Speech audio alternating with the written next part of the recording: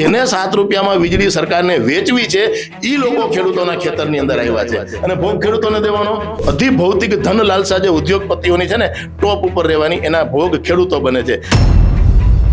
સરકારની સાથે ગઠબંધન કરીને સરકારને ફંડિંગ કરીને સરકારની ઉપર પ્રેશર ટેકનિક લઈ આવીને લોબિંગ કરીને એ પોતાના કામ કરાવે છે અને એનો ભોગ ખેડૂતો બને છે.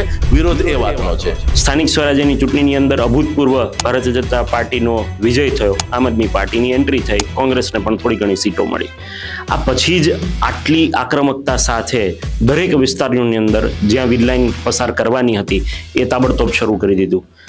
તો આ ખેડૂતને હવે ક્યાંક એવું લાગે છે કે એમને પણ કંઈક ભૂલ કરી હતી અથવા તો ક્યાંય એવો પસ્તાવો થાય છે? મૃદુ ને મક્કમ ને જે હવા ભરી છે, જે કંઈ બની બેઠેલા એના તરફી જે સોશિયલ મીડિયા અમુક મીડિયાએ એ આ જાલ મૂડીને મેલોડી જેવો છે. એમ એક ફોન તો કરી જોવે કે જ્યાં જ્યાં ખેડૂતોનો હક લૂંટાય છે, જ્યાં ખેડૂતો ઉપર અત્યાચાર થાય છે, જ્યાં ખેડૂતોની ઉપર જુલમ થાય છે, ત્યાં એ ખેડૂત આગેવાની, ખેડૂત મસીહાની બની બેઠેલા છોટે સરદાર એક વખત તો કહે કે હાલો હું તમારે ભેગું આવું, ત્યાં કદ પ્રમાણે વેતરાઈ જાય.